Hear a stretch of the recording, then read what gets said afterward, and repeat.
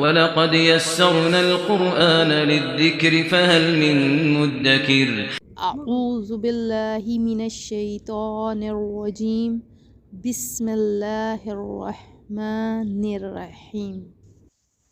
آج ہم نے شروع کرنی ہے آیت نمبر 4 سورہ بقرہ۔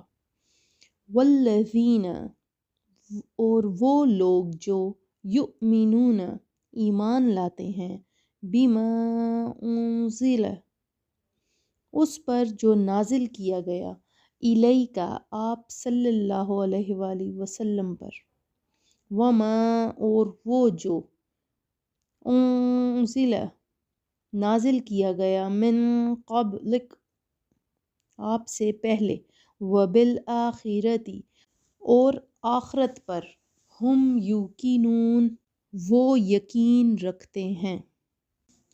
والذین یؤمنون بما انزل الیک، اور وہ ایمان لاتے ہیں اس پر جو تمہاری طرف نازل کیا۔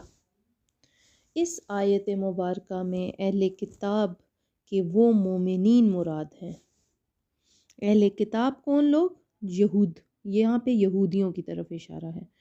مومنین کے وہ لوگ مراد ہیں جو اپنی کتاب پر اور تمام پچھلی آسمانی کتابوں پر اور انبیاء علیہم الصلاۃ والسلام پر نازل ہونے والی وحیوں پر ایمان لائے اور قرآن پاک پر بھی ایمان لائے۔ اس آیت میں ما انزل الیک سے تمام قرآن پاک اور پوری شریعت مراد ہے۔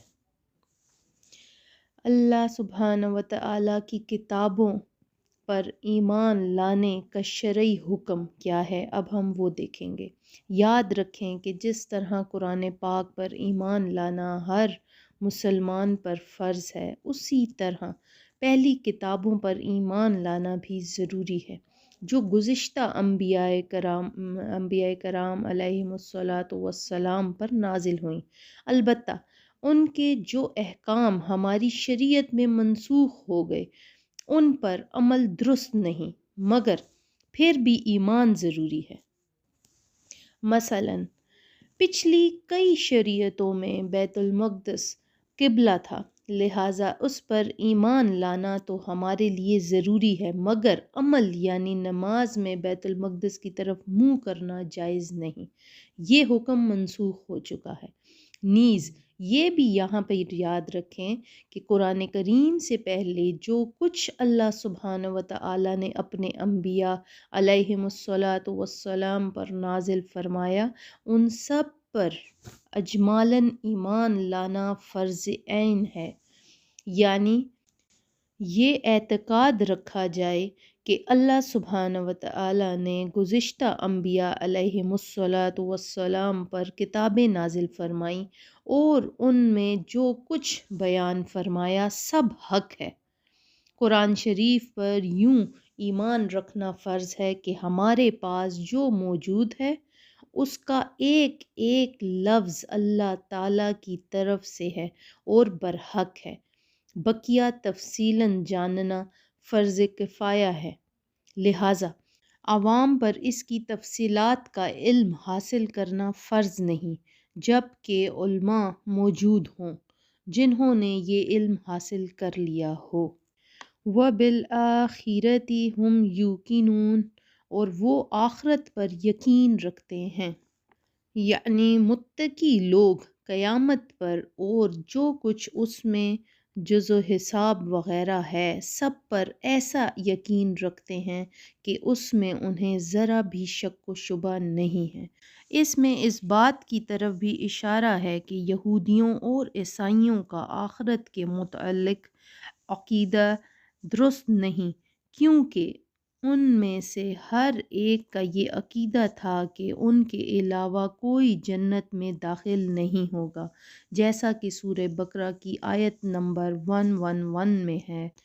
ترجمہ: اور اہل کتاب کہتے ہیں کہ یہود یا نصارہ کے سوا اور کوئی جنت میں داخل نہ ہوگا، یہ فقط ان کی آرزوئیں ہیں۔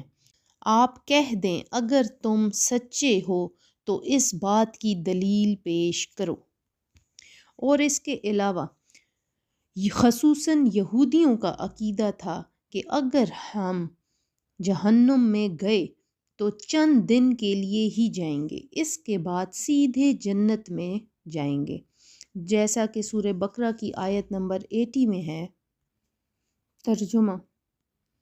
اور وہ کہتے ہیں کہ ہم کو گنتی کے چند ایام کے سوا ہرگز آگ نہ چھوئے گی۔ کہہ دو تم نے اللہ سے ایسا کوئی عہد لے لیا ہے کہ اللہ اس کے خلاف نہ کرے گا، یا تم یوں ہی اللہ سے وہ باتیں منسوب کرتے ہو جو تمہیں معلوم نہیں۔ اس طرح کے فاسد اور من گھڑت خیالات جب ذہن میں جم جاتے ہیں تو پھر ان کی اصلاح بہت مشکل ہو جاتی ہے۔ اب دیکھیں، آخرت کی زندگی کو صرف تسلیم کر لینا کافی نہیں، بلکہ اس کے ساتھ ایقان ضروری ہے۔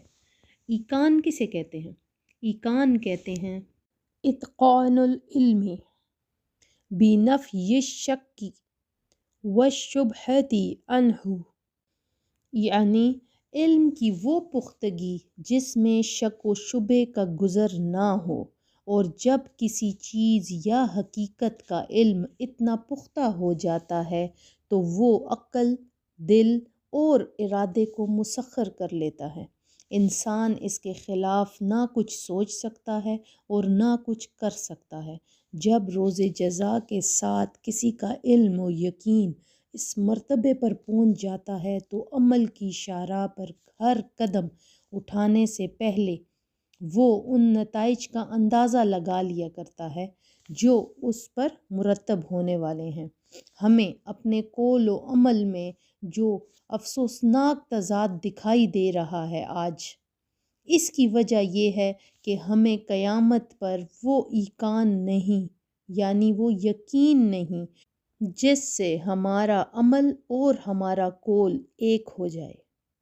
اللہ سبحانہ و تعالی ہمیں روز جزا پر یقین بخشے تاکہ قول و عمل کی یہ کشمکش ختم ہو جس نے ہمیں ذلت کی پستیوں میں دھکیل دیا ہے اور ہمارا تماشا دیکھنے والوں کو حیرت میں ڈال رکھا ہے کہ کیا یہ مسلمان ہیں، یہ اللہ کی کتاب ان کے پاس ہے۔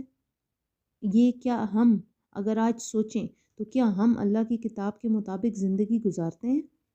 یہ ہمارے ارد گرد کے حالات، ہمارا ماحول آج جو ہم سہ رہے ہیں سیاست کے نام پر، ملک کے نام پر جو ہم سہ رہے ہیں، یہ کیا ہے؟ یہ سزا ہے، اور یہ ہمارے اعمال کی سزا ہے۔ ایسے حکمرانوں کا ہم پر مسلط ہونا ہماری قرآن سے دوری ہے، اس سے زیادہ کچھ نہیں۔ آج اگر ہم سچے دل سے ہر کوئی توبہ کرتا ہے اور اپنے آپ کو ٹھیک کرنے کی کوشش کرتا ہے، دیکھیں مکمل ٹھیک ہونے کی نہیں بات ہو رہی، کوشش کرتا ہے کہ میں اپنے اندر سے یہ خامیاں نکالوں گا، اپنے بچوں کے، ہر کوئی اپنی اپنی فیملی کی اصلاح کرے، دیکھیں کیسے یہ اللہ تعالیٰ امتحان ختم کرتے ہیں۔ ہم لوگ بڑی معصومیت سے کہتے ہیں پتہ نہیں یہ کیا ہو رہا ہے، پتہ نہیں یہ ملک میں کیوں ہو رہا ہے، تو اس لیے ہو رہا ہے کہ ہمارے عمل یہ ہیں، ہم باتیں کرتے ہیں لیکن عمل کر کے نہیں دکھاتے، ہمارے قول اور فعل میں تضاد ہے، اس وجہ سے یہ سب کچھ ہو رہا ہے۔ اللہ تعالیٰ آپ کو، مجھے، ہماری نسلوں کو ایمان کامل نصیب فرمائے، آمین ثم آمین یا رب العالمین۔